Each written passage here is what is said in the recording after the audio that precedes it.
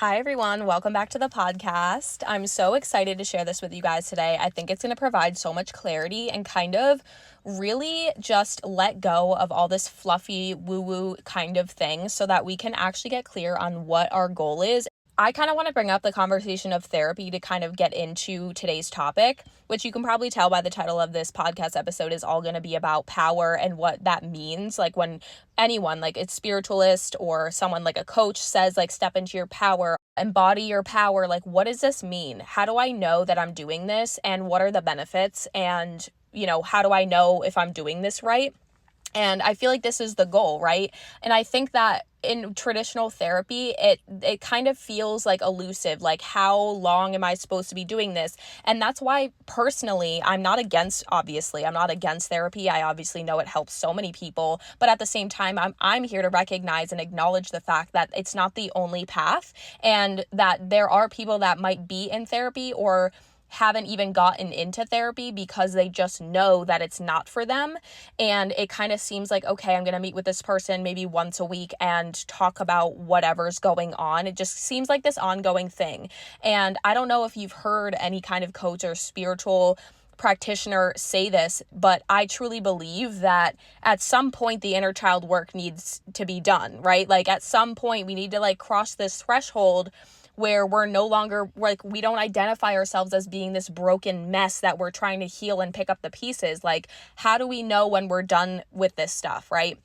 Now, I truly believe that healing is a never-ending thing, but that doesn't mean that we need to be constantly revisiting our core traumas and constantly revisiting these core wounds, because once you sit with them, then it just becomes a practice of maintenance where anytime that feeling does come up, you know exactly why it's coming up, you know exactly what to do, and you know how to navigate yourself through that situation. But it's not that every single time shame comes up, we need to revisit the memory and go back into the past and like all of this stuff. So if you guys are here and you've been on this journey where you're healing yourself, maybe you know that in order to expand your life or experience the things that are outside your comfort zone, you know that it requires you to expand. It requires you to face these parts of yourself that, maybe you feel small, maybe you feel insignificant, maybe you feel like no one sees you or that you're not lovable or you can't accept yourself this way, right? How are we going to heal our core wounds, but also be able to like have a finish line in mind where we're done with this work, right? Like I truly believe if you're doing inner child work for years or you're doing inner child work like over and over and over and over again, like either you're not doing it correctly or you're not learning how to operate differently in your life. Like there's something that we're not seeing there. Like again, like I've had people in my life that do traditional therapy and that's what they say works for them, but they've been in it for 10 years. And I'm like, you've been paying someone for 10 years and on the same problems. Like to me, that's a red flag that either your therapist sucks or you're just not doing the work or like, what's going on here? You shouldn't be in therapy for 10 years, right? And I think that sometimes our society like pushes it on everyone as if like everyone should be in therapy. Are there benefits to talking your life out to someone else? Absolutely. But at the same time, it's like, I really think that people are looking for more structure and they like, in my opinion, when it comes to inner child work, your inner child work should be done to a point where now you're being the adult. You're being the strong, healed adult that your inner child needed you to be and needed you to heal so that they can be free. You know what I mean? Like eventually we need to be showing up in our lives as a strong, stable, resilient adult in their power. And like you can sit with your inner child all freaking day. You can sit with them, you can chat with them about everything, you can ask them what they need. They're always going to need something because your inner child is a child. Like your inner child always needs something. But if you're the adult functioning as an adult in your life, your inner child needs are met because you've healed. You've done the inner child work, like you're done. You know what I mean? Does that mean that you're never going to feel embarrassed ever again in your life? No, but you have developed the skills and the awareness within yourself where you know, oh, I'm embarrassed right now and what it means and how to continue moving forward without allowing that embarrassment to destroy you. So I'm here for people that want a structure, a framework to follow, and use that so that they can actually see an end date. They can actually see that threshold being crossed where they go from feeling like they need to heal and they need to do all this work to I've done the work. I am healed. I have healed these things. I no longer allow these things to take my power from me, and I no longer operate in my life anymore this way. The slate is wiped clean. Like, now you are free. That's why we do the work. So does this mean that, some people might need to do inner child work longer than others? Of course, like, that's possible. But at the same time, it's like, how do we know when we're done? How do we know? What do we do? Like, it's not just this thing that's like, oh, I guess, like, I haven't done inner child work in a while. Like, I guess I'm just going to do it now. Like, what? No, if you don't need to do inner child work, don't do it. Same thing with shadow work. I don't think you should be doing shadow work every day. Like, there's a point that we need to cross where we are healed. We did the work. We are now operating the way we want to. And these things aren't like dragging us back into the past anymore. So that brings us to my topic of today's episode, which is, what the fuck does power even mean? Everyone's saying step into your power. When I stepped into my power, I blank, like all of this stuff. And it's like, what does that mean, right? That kind of seems like a hippie woo-woo word. And I'm going to break it down for you right now so that you can tell exactly what this means, what this kind of vibration is of someone who lives in their power. So in my opinion, and this is how I teach my clients this, we break it all the way down so it's very easy to digest. In my opinion, operating as a powerful spiritual being, operating in your power means that you're in control of your thoughts, you're in control of your emotions, and you're in control of your action. Okay? So these are 3 things that you need in order to be in your power. So I want to share an example with you because this is actually happening today. This is a raw, real example that is going on right now in my journey, right now in my life. And it clearly illustrates the difference between someone that is in their power and someone that is not. This is the story. My mother actually just had surgery last week, a week ago today that I'm recording this, on her elbow. Obviously, it was a very routine procedure. It was like a tennis elbow kind of surgery, 30 minutes, 45 minutes tops kind of procedure. They do these things every freaking day. It was no big deal, right? So that was a week ago today. I've kind of been taking care of her, being a little bit more in her life, texting her more, all the things, because, she has one arm to work with. So that's all fine and dandy. Everything was fine with that. Except today, she messaged me saying that there's a completely different health-related issue going on. And, it's one of those things where it seems alarming, but we don't really know anything. She hasn't gone for blood work. She hasn't gone for an ultrasound yet, but that's kind of what's making this situation seem to be more intense than just something randomly that's going on with her, if that makes sense. So, right now, there's a myriad of possibilities as to what's going on with her, ranging from a small little benign situation to a very intense, possible cancer situation, right? Now, in this period of the unknown where she hasn't gotten her testing, we don't know what's going to be on the ultrasound. We don't really know what's going on with her. You could either jump to worst case scenario right now, or you could just wait and see what's going on with the testing. My past self, before I healed myself, I was very anxious. I was very like, the second a curveball came my way from life was like, oh, you thought you were stable and fine and everything was great. Well, here's a curveball. And any single time that would happen to me in my life, I would freak out. I could not adjust to change at all. I feared change. I hated change. I liked predictability. And I'm laughing kind of internally because like life is so unpredictable that I'm so glad that I healed this, because before I stepped into my power, this is what the situation would have looked like for me. As an insecure, anxious type of person that was a people pleaser, my past self would view this as, oh my God, this is on me. I am the one out of everyone we know that's going to have to take care of her. I'm very codependent. So the second that she would have called me with this situation going on, and I was the unhealed version of me at like 20, 21 years old, if she were to call me with this issue back then, before I healed, I would have freaked out. I would have probably left class at college. I probably would have started crying. I probably would have started calling everybody I know to tell them about this crazy situation going on in my life. I would have not been able to eat. I would have not been able to do my homework and my responsibilities. I would have said F everything because this is my only thing that I care about right now. And I would have sat there in anxiety and talked it over and called everybody and bothered everybody with this situation because I was very codependent. And I needed, like, I couldn't just sit here with, an unknown or sit here with some bad news. I would literally need to have an outlet and tell everybody and project it onto everybody that I know so that I could receive that validation or that, oh, it's going to be okay, and take some deep breaths and, coaching me through that. So in this situation, though, as my past self, as a very anxious people pleaser, I would have maybe even left school. I would have probably been like, oh my gosh, I'm on my way right now, and drove 3 hours home to go see my mom, who doesn't really need me at the time because she doesn't even know what's going on yet. But do you see how unregulated, how dysregulated I would have been receiving this kind of news? Because I couldn't trust the universe. I couldn't surrender the uncertainties of life up to God, up to the universe.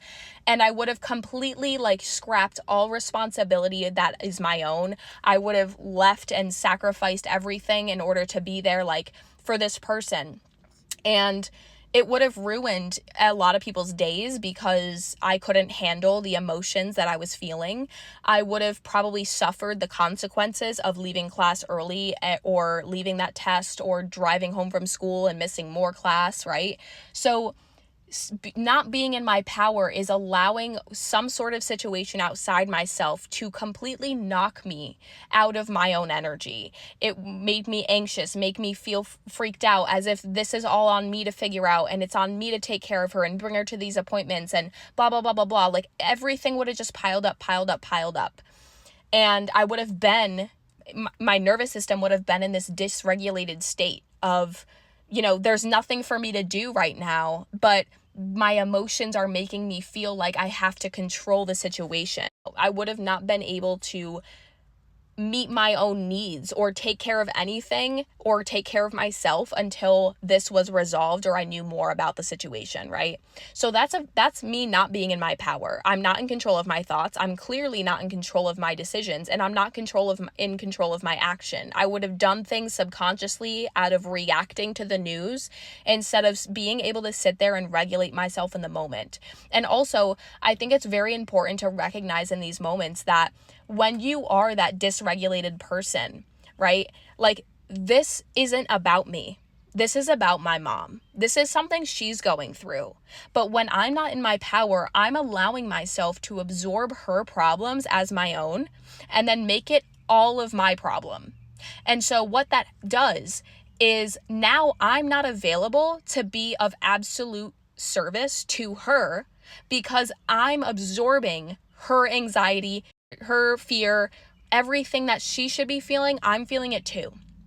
Whereas me now, 6 or 7 years of working on myself, am able to receive some kind of news like this and be able to be in a regulated state. My nervous system, I'm not stressed, I'm not anxious, I'm not in my mind all day now worrying about what's going on with her and, oh my God, is this cancer and blah, blah, blah, blah, blah. I'm just sitting here in the knowing and in the trust that whatever is happening for a reason, right? And that we don't know a lot of information, so there's no point in wasting and draining my energy and choosing to be anxious about something that I don't know enough about yet. We don't know what's going on with her. So there's no point in me freaking out and assuming the worst case scenario, which also isn't in service to her. So now that I'm in my power, I'm in control of my thoughts. I'm in control of my emotions. I'm in control of my action. I'm still doing what I need to do today. In fact, I'm getting so much done. I'm not allowing this to skew me out of my power, skew me out of my to-do list, skew me out of my own responsibilities that I know I decided to show up for today. So when you heal and you regulate yourself, nothing outside of you can make you freak out or question yourself or get anxious and stressed because you're in your power. When you're in your power, anything can happen and you're able to flow with it. It's like a curveball hits you, you catch it and you run to first base. Whereas when you're not in your power, a curveball hits you and you lay there on the field and you scream and you kick and you cry and you expect everyone to run over to you, and the game of life stops because you decided it was going to stop, because now you're screaming and kicking and crying on the floor because you can't handle what's going on right now in your life. Now, am I saying that if someone happens to pass away that you can't feel anything and you should be in your power? No. Does this mean that we shouldn't allow ourselves to feel our feelings? Absolutely not. But at the same time, it's learning to feel what we feel and understand that things are going to happen. Life is going to freaking life. So what are we going to do to be able to handle these situations with the most grace so that we can be of service to other people, right? Like, the past version of me would have made anyone's problem my problem. Like, I don't know about you guys, if you know people that, like, their best friend's sister's husband is sick, and, like, they're the ones posting about it as if it's their husband or they're the one sick. And it's like, this isn't even, like, it's valid to be upset and, bummed, and knowing that someone you love is not feeling well, like, that's just empathy, that's just normal human feeling. But to sit there and spend your day typing out posts and to act and absorb that energy as if it's yours and you're the one sick and you're the one going through it when you're not, you're choosing to sit in these emotions and in these vibrations when they don't belong to you. You're the one suffering because you're choosing to be in anxiety, stress, overwhelm, whatever it may be, when that energy was never meant for you anyway. So anytime that life throws me a curveball, I practice. How can I catch this and run? How can I take this situation and use it to practice regulating myself? You become so resilient because you have this inner state of being with yourself and this relationship with yourself where like, when you lay your head down at night, you know that, like, you could wake up to any kind of message. Your life could flip upside down tomorrow and you trust and know that you've got you, as opposed to fearing anything to come your way because you know deep down you can't handle it. You haven't developed the resilience within yourself to be able to navigate life's hard situations. So we're not evolving and healing ourselves and working on stepping into our power and what this feels like so that we never feel pain, we never feel fear, we never feel these emotions. We're doing the work so that life can life. We don't fear life. We don't allow life to knock us on our feet and continue to knock us down and knock us down and knock us down, because we know that anytime life tries to knock me down, I'm allowing myself to practice using any kind of situation that I don't prefer, that's challenging, that's really uncomfortable, to practice navigating that. It doesn't mean that I'm not feeling my feelings and I'm not hurt or I'm not upset at certain things in life, but I know that I'm not going to allow them to define me. I know that I'm going to pick myself up and learn something in every situation, and I trust that things happen for me. Maybe this is happening for us right now with my mother so that we catch something early before it becomes a big deal. And in that situation, I'm actually very grateful this is happening right now. You know what I mean? So getting to the place where we don't allow life or other people's action, like other people existing, to make us feel a certain type of way, even though that has nothing to do with us and is completely out of our control. That's what I'm here for, because at the end of the day, I'm winning right now because I'm living a day that I want to live. I'm about to take my dog out on a beautiful walk and enjoy the day, and it's sunny and my windows are down and it's such a beautiful day and I'm going to enjoy it. Whereas my past self would have used this news as an excuse to lay on the couch and cry and freak out and stress out and call everyone I know and all my friends and let everyone know that my mom isn't doing well and get all that validation outside myself. I don't need that anymore. I don't need to bother other people that are living their days with news just so that because I need someone to coach me and to give me love and to tell me it's going to be okay. I've already developed that within myself. I already know that everything's going to be okay. I already know that we've got this. And no matter what scale of news I receive or we receive or she receives, right? Because again, this is about her. no matter what magnitude, if it's the smallest tiny little thing that's not a big deal at all, or if it's the biggest problem and the biggest kind of situation this could turn into, I trust, because I've developed this emotional resilience and this mental resilience and this spiritual connection within myself, I trust that I can handle this. I trust that I've got me. I can walk through this situation no matter how big or how small, and I'm going to do my best. And I trust that I've got her. Like at the end of the day, I trust that everything's happening for a reason. I trust in my ability to navigate this situation. I'm not allowing anything outside myself to take my power from me. And I trust that the universe and God knows exactly what the fuck they're doing. I want to give a couple more examples because this is so, so important. And I really want you guys to walk away from this episode with a knowing of what this feels like.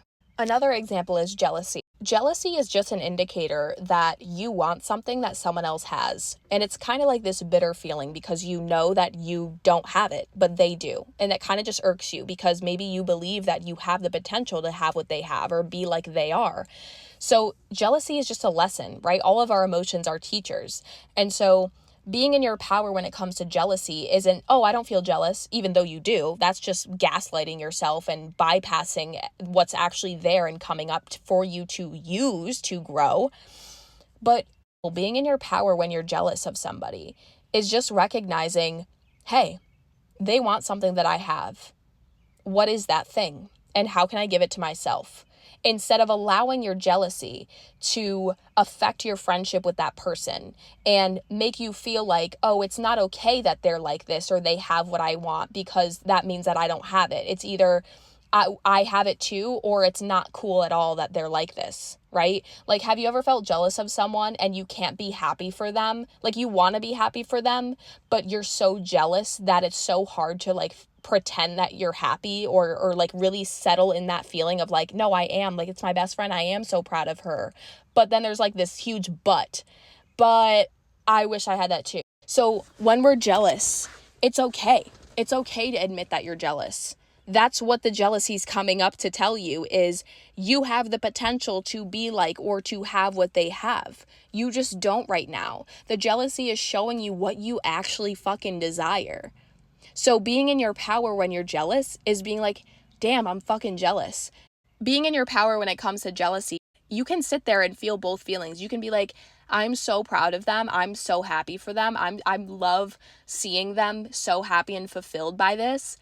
But I'm also learning about myself that this is something right now that I want too. And I'm going to sit with this and ask myself, what is it about this situation that I truly want for myself? Is it a vibration? Is it something that they're just able to do naturally? Or is it an item they have? Is it a kind of lifestyle they have? Is it a reality that they live? And if I truly desire that, how am I going to be able to give that to myself? What does that look like for myself if I want this? How can I start to give that to myself? That's it. That's all you need. It doesn't mean that we refuse to feel jealous and we're not supposed to ever be jealous of people. Being jealous of someone shows you actively in the moment what you actually desire. And it's just being represented in front of you. Someone else has it. That's why it kind of is like this irk or like it brings about this frustration is because like you're seeing someone else have what you want. And it reminds you that you don't have that, or you haven't worked for it, or you don't have that life, but you can. So when we're in our power, it doesn't mean that we refuse to feel these feelings. But what it means is we choose to learn what these feelings are here to teach us, and we use that to level the fuck up. We don't allow ourselves to take any situation outside ourselves and define ourselves based off of that. We don't take a situation where we are broken up with from our partner. We use that to knock ourselves out of our power. And now we say, oh, well, now I'm not lovable and no one's going to love me. And this person rejected me. So I guess I'm just not lovable and there's something wrong with me. No, that is someone that's not in their power. Someone in their power feels heartbroken, feels the pain of the actual breakup, but doesn't choose to allow the breakup itself to define them and what it means about them as a person or about the future and what's possible for them to experience moving forward. That's the fucking difference. So I hope that you really understand from this episode what being in your power truly looks like. It means that you're in control of your thoughts, your feelings, and your action. It means that, you might wake up one morning and you didn't get that much sleep last night, and so you find yourself trying to convince yourself out of your workout. But you also know for a fact that every single time you work out, you feel confident because you actually showed up for yourself, as opposed to feeling shame because you know that you didn't fulfill your promise to yourself. And someone in their power would recognize the fact that their thoughts are trying to convince them to not work out because they just aren't motivated. Maybe they don't feel like it. Maybe they're a little tired. And someone in their power recognizes that and chooses to go to the gym anyway, because at the end of the day, that's what they know they need. That's what they know is going to make them feel better. Maybe they don't want to in the moment, but they rely on this discipline and this relationship of power with themselves over a temporary feeling of not wanting to. This is what I'm talking about. And when you make this drastic, I want to say drastic because for me, it felt drastic. I was a people pleaser. I was anxious. I was codependent. I was an anxious attachment. Like, I was so not steady in myself at all. I could not solve my own problems. I was constantly jealous and anxious and super insecure, especially when it came to other women and stuff like that.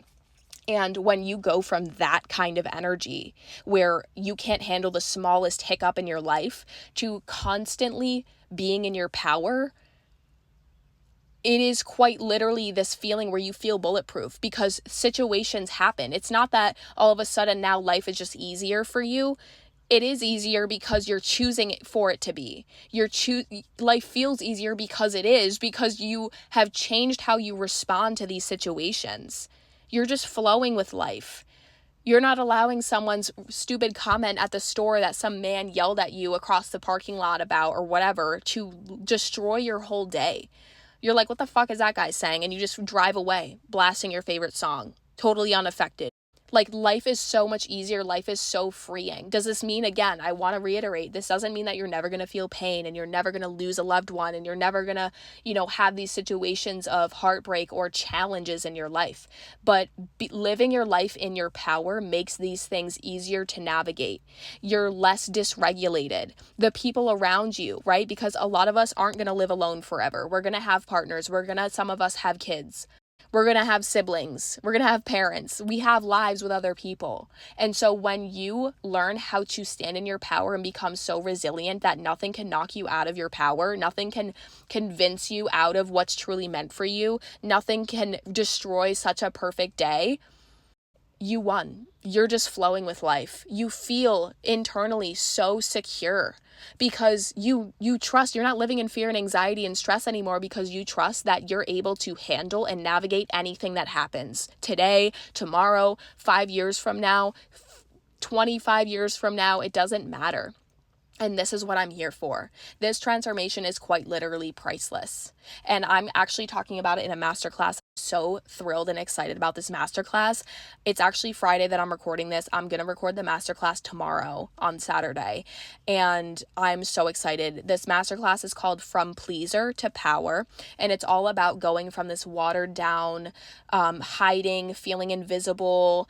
Maybe you were taught to be a good girl and you have to be a certain way, or you're struggling with like societal expectations, right? It's really this energy of playing life small, feeling small as a result of that, having a lot of fear and anxiety, and this feeling of like you can't be confident in yourself. You're giving a lot of your energy to other people, leaving you drained, and your needs are unmet.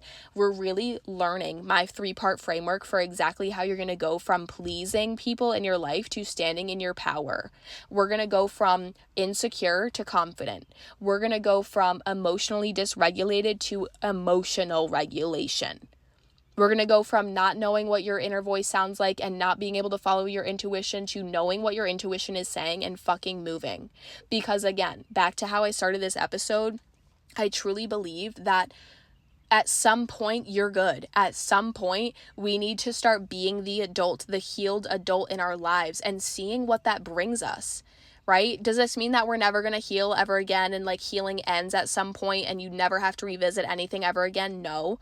But once we heal the things and we actually heal them at the root causes, there's really less and less for you to go back and heal. Now you're just being the person you've always wanted to be. Now it's easy for you to show up for yourself. Now it's easy for you to express yourself and communicate boundaries. Now it's easy, like, you don't have to worry if someone's going to mistreat you or take advantage of you, because you know you wouldn't ever let that happen, right? Like, this is so priceless in my opinion, and I'm so excited to share this with you. So stay tuned for that masterclass. I'm actually, if you guys follow my Instagram, which I'll post in the show notes or the description for this, if you guys follow me on Instagram, those people are going to be the first to know about this masterclass and when it's going to be available. And I'm so excited about it. We're going to share all the root causes to people pleasing and why you play small and why you have so much fear and insecurity, why you can't trust yourself. And we're going to move into how you can start working on yourself so that you can relish in this peace and in this confidence and in this conviction and certainty of who the fuck you are, and you're showing up as that person consistently in every environment, in every situation. You know how to communicate yourself. This is actually coming through me like right now, just to end this. If you guys have ever watched the 50 Shades movies, the 50 Shades of Grey movies, I know it's kind of a crazy thing. Maybe you're just like laughing right now because you're like, why is this woman bringing this up on this podcast? But the switch, right? In the beginning, the first movie, when Anastasia, the girl that played, or Dakota Johnson, who played Anastasia in those movies, when she first showed up and she met Christian Grey in the beginning of the series, the first interaction she had with him, remember, she falls on the floor, she's sitting there like twiddling her pencil, clearly like her posture is like all slouched over. She's like, I'm so sorry, Mr. Grey. Like, she's like freaking out. She's so anxious. She feels so powerless in his presence, like all this stuff, right? To me, that's like where we're starting. We're starting with people and women that literally feel that way, right? And then at the end of the movie, if you've ever watched all of the movies, at the end of the third movie, she changed so much throughout that series. And granted, that series obviously isn't about her and like her growth, but if you can think about her at the end of the last movie, she is like she's setting boundaries with other women that want Christian, like they're flirting with him. She's clearly making boundaries. She learned how to communicate herself to Christian. So in the beginning, she kind of like submitted to him, and like anything he says, he's so rich, like, oh my gosh, I don't even know, like, yes, he can make all the decisions. And at the end of the movie, she's making the decisions and she's telling him, yo, this isn't okay with me. And this is like how things are going to be moving forward if you want me in your life. You know what I mean? Like, can you tell the difference in the switch in energy from her in the beginning of the first movie to her at the end of the last movie? Complete 180. That is someone who went from powerless, fawning, people-pleasing, felt small, didn't feel like she was beautiful or confident in her own skin, to completely reversing all of that shit. That is what I'm talking about.